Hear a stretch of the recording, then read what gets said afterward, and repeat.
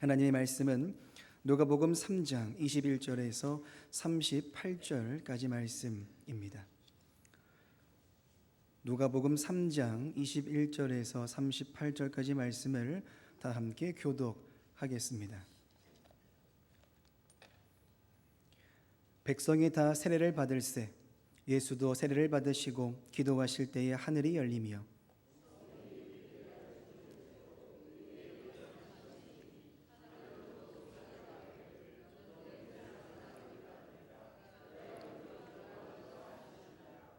예수께서 가르치심을 시작하실 때에 30세쯤 되시니라. 사람들이 아는 대로는 요셉의 아들이니 요셉의 위는 헬리요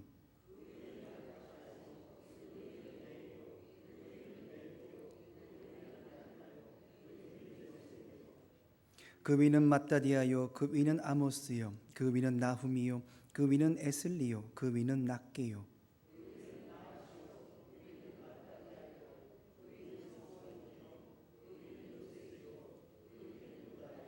그 위는 요하나니요 그 위는 레위사요 그 위는 스룹바벨이요 그 위는 스알디엘이요 그 위는 네리요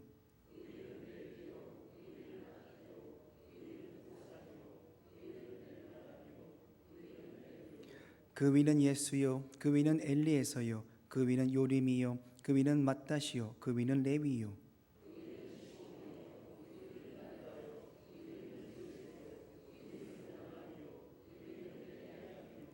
그 위는 멜레야요 그 위는 멘나요 그 위는 맏다다요 그 위는 나단이요 그 위는 다윗이요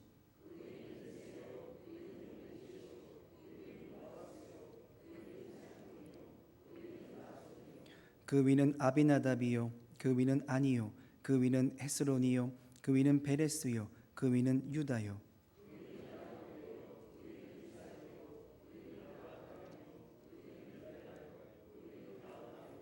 그 위는 스룹이요 그 위는 루이요 그 위는 벨렉이요 그 위는 헤버요 그 위는 살라요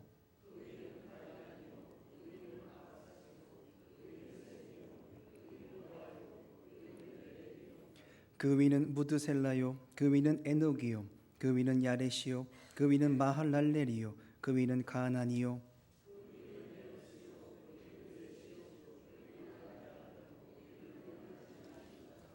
아멘.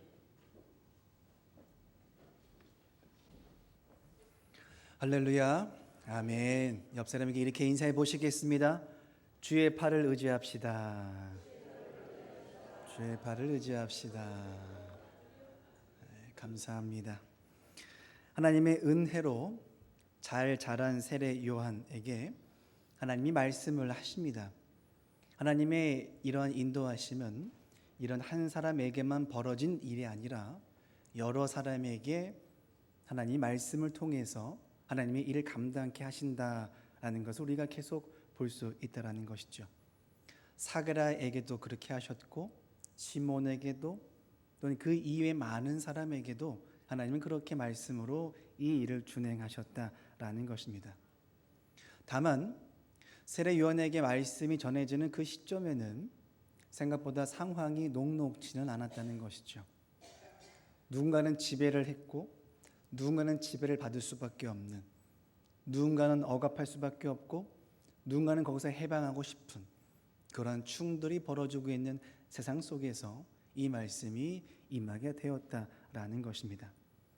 그러한 세례 요한을 언급하며 오늘 누가는 가져오는 주제가 있다라는 것이죠. 2절 하반절은 이렇게 말씀했습니다.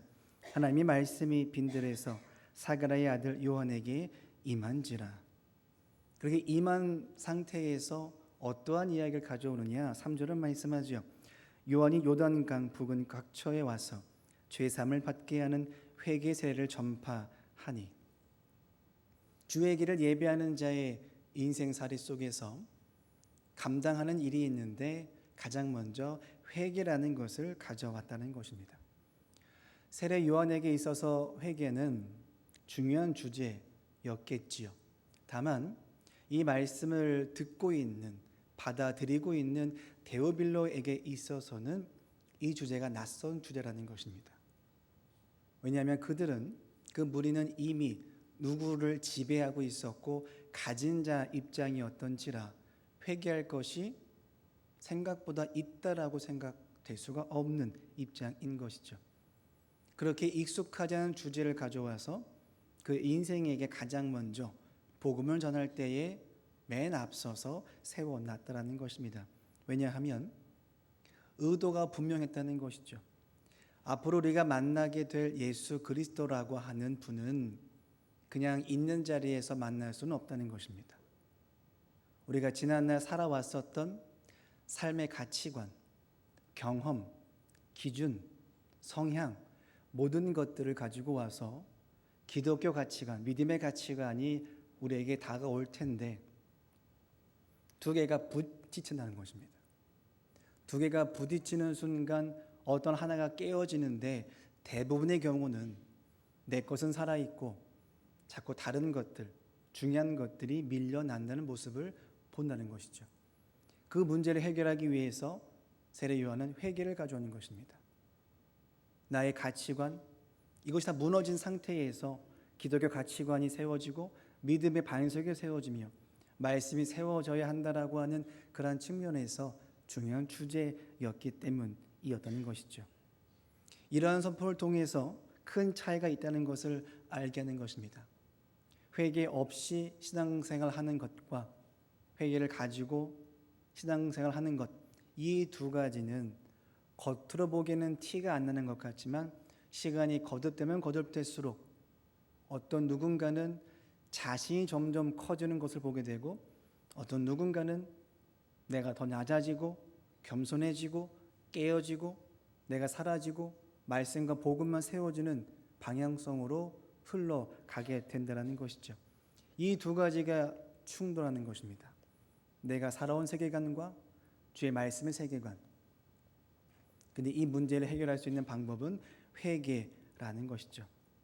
이 문제가 또 뭐가 중요시 여기게 되냐 하면 회개를 하려면 입장이 바뀌어져야 한다는 것입니다. 내가 의로운 사람은 회개할 거리가 없죠. 그 마음이 생길 수가 없습니다. 그 말은 세례 요한이 우리로 하여금 우리는 모두 주 앞에 죄인이라고 하는 인식이 필요하다는 것이죠. 주를 만남에 있어서 내가 가진 모든 것을 만나봤자 의미가 없는데 의미가 있으려면 나는 주 앞에 죄인입니다 라고 하는 고백, 회개의 고백이 가장 먼저 우선해서 나타나져야 한다는 것이죠. 그러니 기도하실 때마다 가장 먼저 회개 기도하기를 권면드린다는 것입니다. 주를 만남에 있어서 가장 먼저 언급하며 가야 될 주제가 바로 그런 주제라는 것이죠. 말씀은 이어져 옵니다. 오늘은 세례를 받으시다라는 제목으로 말씀을 전하도록 하겠습니다. 하나님의 계획하신 일이 세례 요한을 통해서 시작이 되었습니다. 주의 길을 예비하기 시작이 된다는 것이죠. 그의 사역은 회개의 세례였습니다. 우리가 알고 있는 그러한 세례, 물을 묻혀서 얻는 그 정도가 아니라 의미가 있고 힘이 있고 변화가 있는 그러한 의미에서의 세례를 선포했던 것이죠. 앞선 3장 20절은 말씀했습니다. 그 위에 한 가지 악을 더하여 요한을 오게 가두니라. 그런데 주의 일을 예비해야 할 사람이 뭔가 죄가 덧입혀져서 옥에 갇히는 상황이 벌어지게 되는 것입니다. 그러면 어떤 일이 펼쳐지느냐? 복음을 선포할 수가 없습니다. 선포해야 할 사람이 사라진 것이죠. 그러니 더 이상 복음이, 더 이상 회개의 세례가, 더 이상 말씀이 이제는 들려오지 않을 것이다라고 하는 이해 속에 그를 감옥에 가두어 버렸다는 것입니다. 하나님의 일은 사람을 통해서 하십니다. 믿음이 있든 크든 상관없이 하나님은 그렇게 하시죠. 다만 사람이 없다고 해서 하나님의 일은 멈추지는 않는다는 것입니다. 세례 요한이 옥에 갇혔다고 해서 하나님의 사역이, 복음의 증거가, 하나님의 일하심이 멈춰지지는 않는다는 것이죠.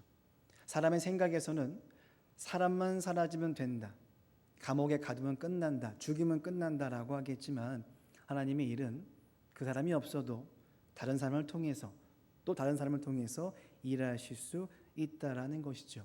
그러니 주의 일을 감당하는 것은 참으로 귀한 일이고 감사한 일이라는 것을 다시 한번 깨닫게 된다라는 것입니다. 더 나아가서 세례 요한이 감옥에 갇혀졌습니다. 그러면 일을 못하겠죠. 하지만 하나님의 일이 그렇게 막혀지지 않는다는 것과 동시에 아직 세례 요한이 이 땅에 와서 목적받은 일을 수행하지 않은 상태라는 것입니다. 하나님이 이 사람을 보내서 주의 일을 감당케 하시려고 했는데 아직 하나님의 목적하심이 이루어지지 않았기에 지금은 갇혀져 있는 것 같지만 하나님은 그를 통해서 준비하신 일들을 행하시기 위해서 분명히 그를 꺼내시거나 살리시거나 아니면 또 다른 방법과 우리가 알 수 없는 길로 그를 통해서 예비케 하신다라는 것이죠. 그러한 상황에서 이렇게 이야기합니다. 21절 말씀이죠. 백성이 다 세례를 받을새 예수도 세례를 받으시고. 회개의 세례를 선포하는 과정 속에 예수님을 만나게 되는데 그 예수님에게도 회개의 세례를 선포하고 그 일을 진행했다는 것입니다. 자연스러운 모습처럼 보이겠지만 예수님은 죄가 없으십니다. 회개의 세례를 베푼다는 것은 죄인이라고 하는 전제가 붙는다는 것이죠. 그런데 죄가 없으신 주님께서 회개의 세례를 받는다라는 것은 흐름상, 의미상 맞지 않는 일이라는 것입니다. 그래서 성경은 오늘 말씀뿐 아니라 마태복음, 마가복음, 누가복음에 걸쳐서 이 사건을 언급한다는 것이죠.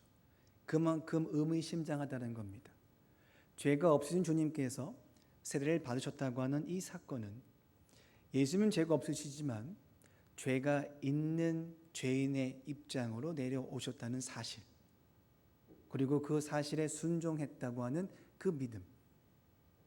원래는 관련이 없는데 남의 문제를 내 문제로, 남의 죄를 나의 죄로, 나의 인생을 나의 인생인 것처럼 가져와서 내 것으로 생각하고 여기며 그 모든 일을, 남의 일을 내가 감당하는 입장으로 순종함으로 나아가셨다라는 것이죠. 이것이 의미심장하다는 것입니다. 원래는 관련이 없는 주제인데 마치 내 것인 것 마냥 그렇게 여기며 순종함으로 그 모든 일을 감당했다는 것. 이것이 우리가 가지고 있는 믿음의 능력이고 가치라는 것이죠. 거기까지 가신 겁니다.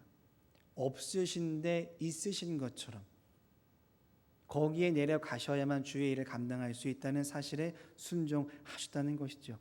그럼에도 불구하고라고 하는 입장이 세워진다는 것입니다. 우리와 같은 입장에 되시려고 오신 것이죠. 가장 높은 하늘 보좌에서 가장 낮은 죄인의 신분으로 이 일을 감당하기 위해서 주님께서는 끝까지 마지막까지 그 일에 순종함으로 우리에게 허락하셨다는 것이죠. 그러니까 가장 높은 곳에서 가장 낮은 곳으로 오시는 이 사건은 약해지는 것이 아니라, 의미가 없는 게 아니라, 또한 남들에게 밀려나는 게 아니라 믿음이 있기에, 복음이 있기에, 구원이 있기에 하나님의 말씀과 계획하심이 있기 때문에 능력이고 가치라는 것입니다. 우리는 그 믿음의 능력과 가치가 있다는 것이죠. 남들이 보기에는 밀려나는 것 같고 연약해 보이는 것 같고 힘이 없어 보이겠지만 주님 보실 때는 가장 강력한 것이고 가장 귀한 것이고 가장 우리가 감당해야 할 그러한 우리의 삶의 모습이라는 것입니다. 근데 그 일을 어떻게 하시느냐? 억지로 하지 아니하십니다. 그 일을 기도함으로, 믿음으로 뛰어들어 그 일을 감당하신다는 거죠. 그냥 마음대로 하십시오가 아니라 정말 나의 것으로, 내가 정말 순전한 마음으로 내 것인 것 마냥, 내 죄인 것 마냥 그렇게 주의 일을 감당하셨다라는 것입니다. 물론 이 일은 쉽지 않습니다. 아무나 할 수 없죠. 성경은 말씀합니다. 마태복음 20장 17절 말씀이죠. 앞에 띄어질 겁니다. 17절부터 24절 긴 말씀을 한 절씩 교독하겠습니다. 예수께서 예루살렘으로 올라가려 하실 때에 12 제자를 따로 데리시고 길에서 이르시되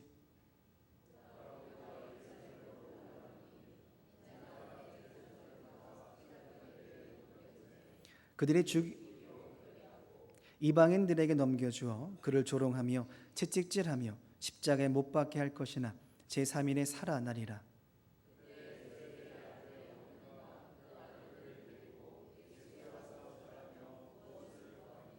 예수께서 이르시되 무엇을 원하느냐 이르되 나의 이 두 아들을 주의 나라에서 하나는 주의 우편에 하나는 주의 좌편에 앉게 명하소서.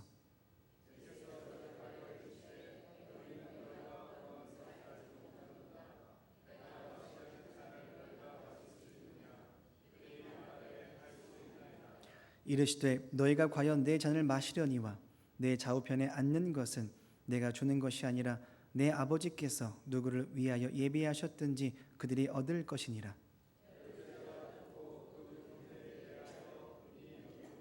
아멘. 예수님이 낮아지심까지 순종함으로 나아가십니다. 그 상황에서 사람들은 요구하죠. 높은 자리로 가겠다라고 하는 계획을 가지고 찾아와서 아래입니다. 근데 또 문제는 그렇게 아래는 사람만 있는 게 아니라 그렇게 아래는 무리가 또 한 무리가 있고 동시에 그 무리를 보는 사람들이 분을 낸다는 것입니다. 그들 마음속에 똑같은 마음이 있다는 것이죠. 예수님은 점점점 겸손하게 십자가의 죽으심까지 내려가려고 하시는데 옆에 있는 따르는 무리들은 그런 예수님을 통해서 높아지려고 한다는 것입니다. 예수님을 통해서 뭔가를 얻으려고 한다는 것이죠. 그런데 그 마음을 감추고 있다가 한 특정 몇몇 사람들이 그 마음을 드러내고 보니 분이 납니다. 나도 그 일에 뛰어들어야 되는데 내가 지금 숨기고 있었는데 저들만 찾아가서 그 일을 하려고 하니까 화가 났다라는 것이죠. 우리는 확인하게 된다는 것입니다. 주를 믿는 믿음이 어떠한 능력이 있는가? 점점점 낮아짐, 겸손함, 십자가의 순종함으로 나아가야 하는 그 문제 앞에서 과연 우리는 우리의 믿음을 어디에 쓰고 있는가라는 것입니다. 우리의 수십 년간 신앙생활을 해왔던 것이 어떠한 에너지, 어떠한 힘으로 하나로 모아졌다고 한다면 이 힘을 어디에 쓰시겠냐라는 것이겠죠. 이 힘을 힘입어서 높아지는 데 쓰려고 할 것인가, 아니면 낮아짐에 이르는 일에 우리 그 힘을, 그 믿음을, 지금까지의 신앙의 경험들을 쓰려고 할 것인가 라고는 질문을 해보게 된다는 것이죠. 그런 의미에서 우리가 믿고 고백하는 이 십자가의 이 은혜, 십자가의 사랑은 굉장히 큰 능력이 있고 은혜가 있다라는 것입니다. 내려간다는 것은 약해짐을 의미하는 것은 아니겠다는 것이죠. 겸손해지고 밀려나는 것 같아 보이는 그런 일은 내 인생이 무너지거나 포기하거나 남은 잉여의 인생이 아니라 정말 가장 중요하고 중심이 되고 우리가 가져야 될, 나의 것으로 취해야 될 그러한 삶의 모습이 우리에게 펼쳐지고 있다는 것입니다. 왜냐하면 이 일은 나의 다짐으로 불가능한 문제이기 때문이라는 거죠. 내가 할 수 있으면 대단한 것이 아닌 것입니다. 사람의 것이기 때문에 그렇죠. 하나님이 허락하시는 믿음과 은혜와 선한 충만함을 힘입어 가능한 일이기 때문에 그 일은 가장 복되고 능력이 있는 은혜로운 그러한 사건의 일이라는 것입니다. 그래서 의미가 있고 능력이 있다는 것이죠. 내가 계획할 수 없고 내가 힘을 낼 수 없는 그 영역의 일을 내가 감당하니 얼마나 놀랍고 귀한 일인가를 다시 한번 우리의 믿음의 이해 속에 가져와야 한다는 것입니다. 그렇게 세례요한에게 세례를 받으시고 바로 즉시 뭘 하시느냐? 예수님께서는 기도를 하십니다. 기도를 하셨는데 또 성경은 바로 응답이 왔음을 증언하고 있다는 것이죠. 21절 말씀입니다.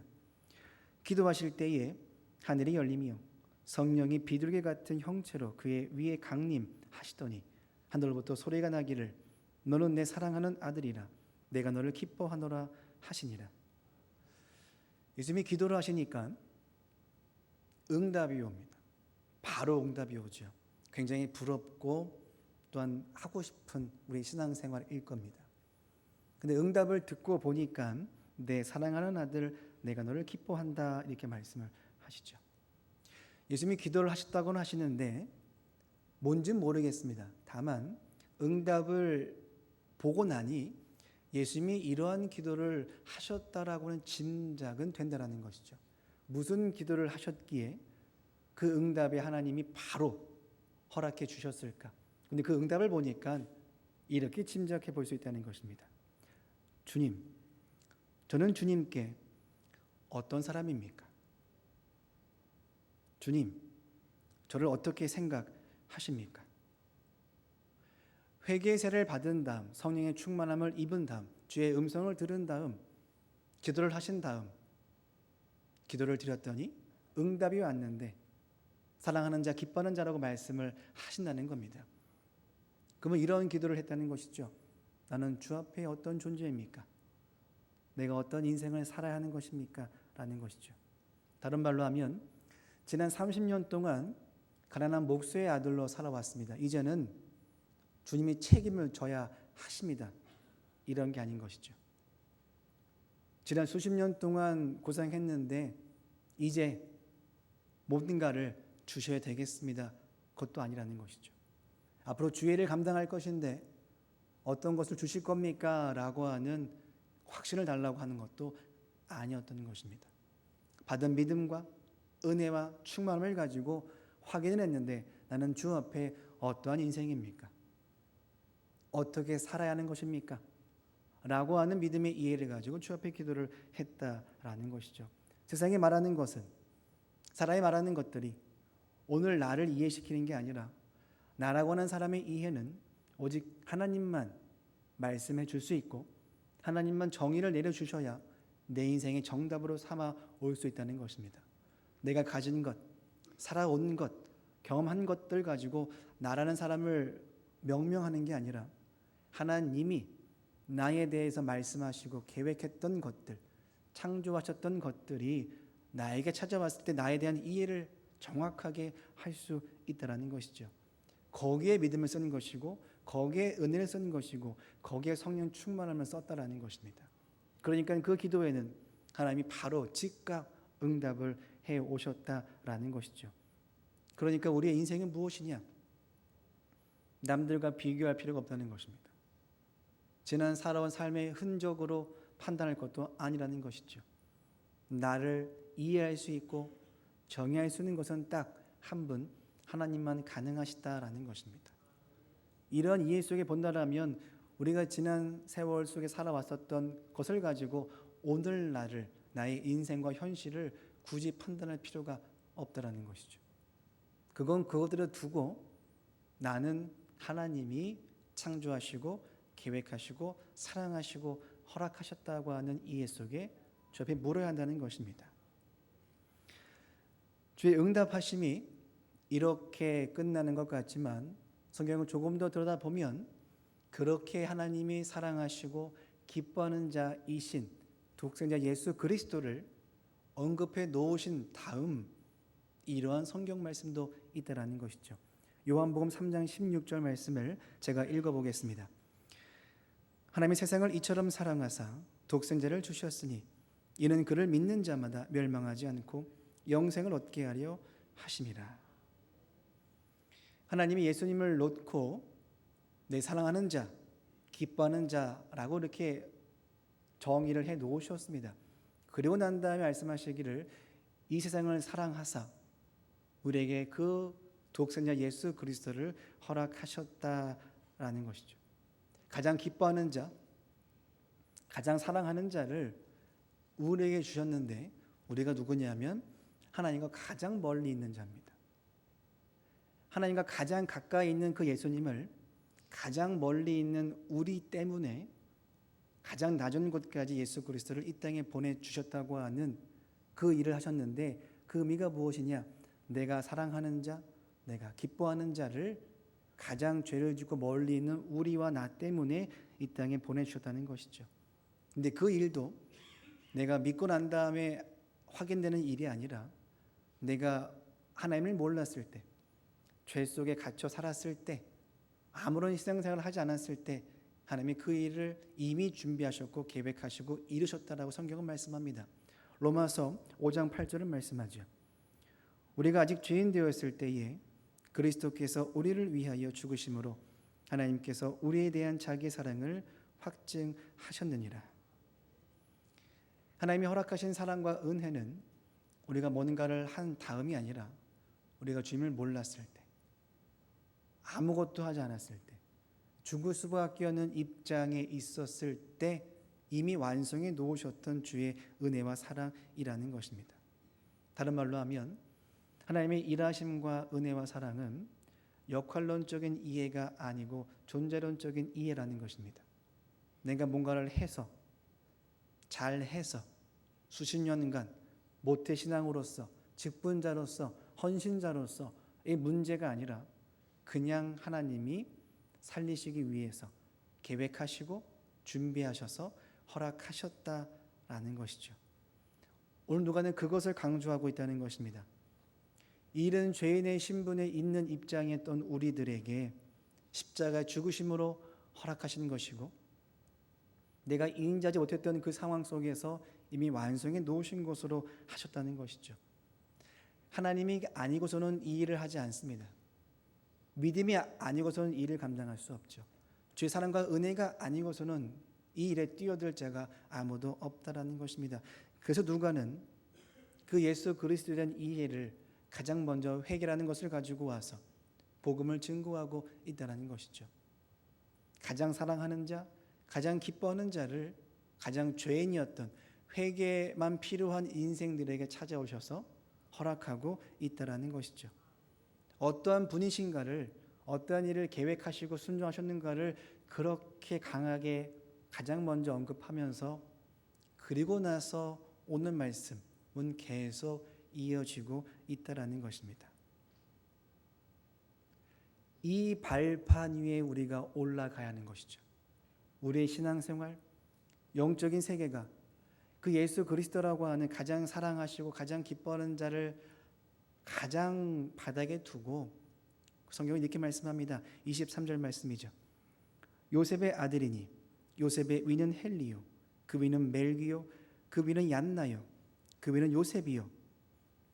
토하지 않겠습니다. 가장 기본을 두고 가장 중요한 예수 그리스도를 놓고 그리고 보라는 것입니다. 그 위를 보고 그 위를 보고 그 위를 보라는 것이죠. 그러면 마지막에 만나게 될 한 분이 계시는데 하나님이라는 것입니다. 하나님이 그 오래전부터 계획하시고 준행하셔서 이 일을 완성해 놓아 주셨다는 것이죠. 이 땅에 오신 이유가 얼마 전의 계획이 아닌 오래전부터 그 위부터 그 위에부터 그 위에부터 그 위에부터 하나님부터 이 일은 준비가 되고 우리에게 허락했다라는 것이죠. 그것을 강조하는 것입니다. 이걸 통해서 누굴 봐라? 하나님을 보라는 것이죠. 하나님이 저와 여러분과 함께하고 싶어서 그 위에 그 위에 그 위에서부터 준비해서 계획해서 허락하신 은혜와 사랑이라는 것입니다. 그것은 사람이 할 수 없다는 것이죠. 그것은 밀려나는 것이나 약해지는 것이나 무너지는 인생이 아니라 가장 중요한 가치와 기준이었기 때문에 하나님은 가장 사랑하고 가장 기뻐하는 자를 우리에게 오늘 허락하고 있다는 것입니다. 우연이 아닙니다. 소설 속의 어떠한 이야기 사건도 아닌 것이죠. 400년 동안 하나님 말씀하지 아니하시다가 계획만 해 놓으셨다가 400년 만에 나타나 말씀하시는데 예수 그리스도라고 하는 구원의 길을 오늘 우리에게 허락하고 있다는 것입니다. 그 일을 통해서 사가랴와 엘리사벳을 사용하십니다. 요셉과 마리아를 사용하시죠. 안나와 시므온을 사용하십니다.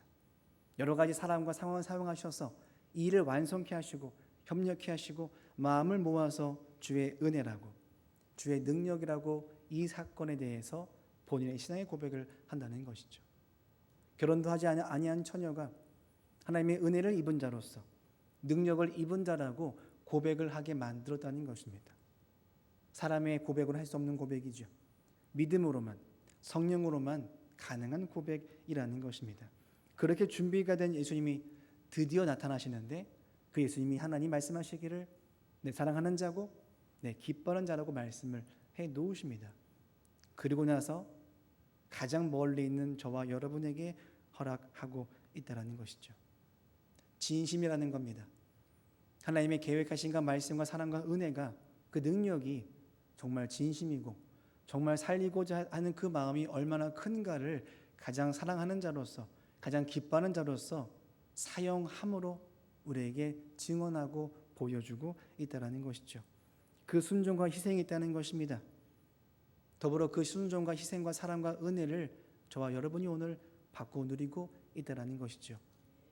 우리는 그것을 감히 약한 것이라고, 의미 없는 것이라고, 가치 없는 것이라고 우리 함부로 말할 수가 없다는 것입니다.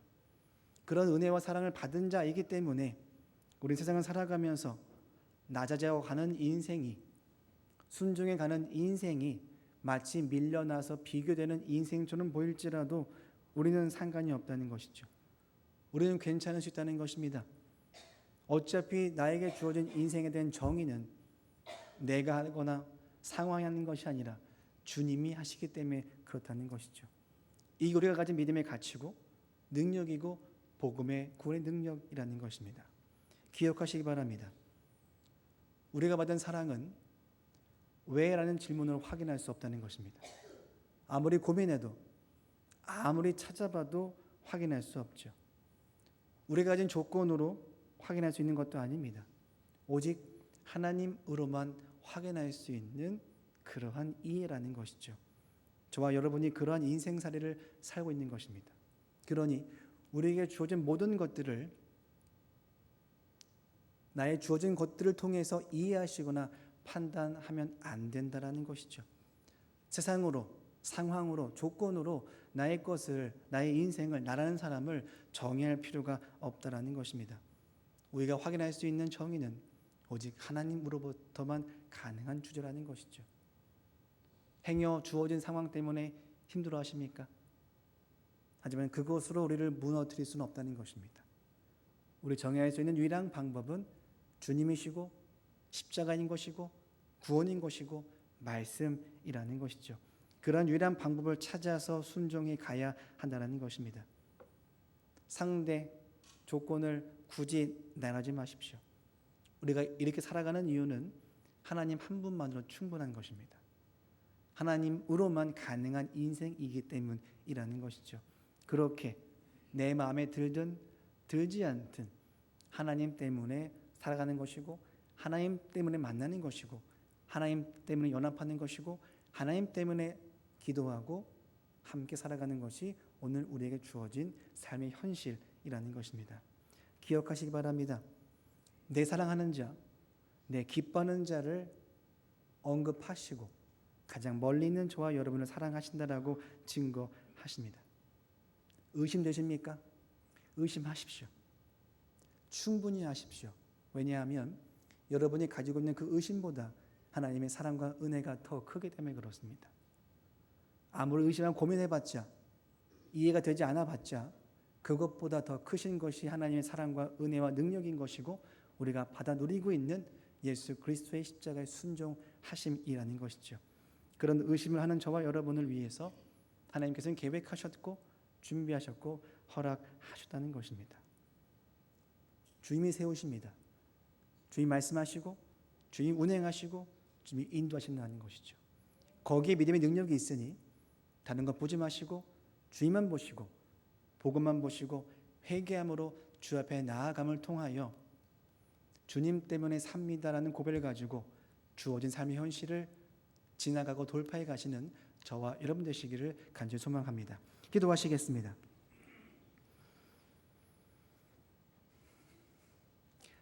하나님 은혜 감사함을 드립니다. 가장 멀리 있는 저를 가장 가까이 있는 예수님을 통해서 만나게 하시고 함께 하신 은혜를 허락하심에 감사함을 드립니다. 하지만 우리는 죄를 지음으로 말미암아 자꾸 그 일을 놓치고 주님과 멀어지려고 합니다. 우리 무지함을 용서하여 주옵소서. 회개할 수 있는 믿음을 주시고 다시 한번 주님으로 나의 인생을 정의 내릴 수 있도록 은혜를 더하여 주옵소서. 예수님의 이름으로 기도하옵나이다. 아멘. 다 같이 말씀을 기억하며 기도하시겠습니다.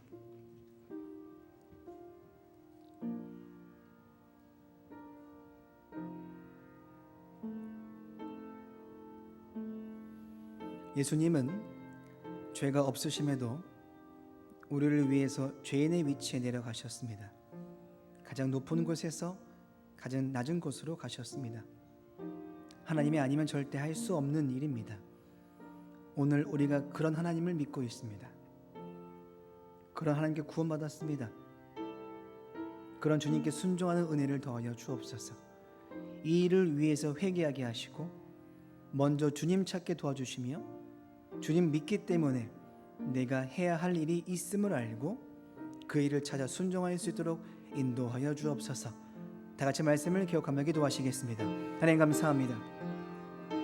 죄가 없으심에도 우리를 위해서 가장 낮은 자 위치까지 내려가셨습니다. 가장 높은 곳에서 가장 낮은 곳까지. 주님, 우리는 조금만 내려가도, 조금만 무시당해도, 조금만 모른 척해도, 인사만 하지 않아도 이미 마음이 틀어집니다. 그것이 우리의 속마음인 것입니다. 주님, 이런 저를 위해서 가장 높은, 가장 위대하신 주님께서 그 일을 행하셨습니다. 그 은혜와 사랑에 감사하며 살 수 있도록 인도하여 주옵소서.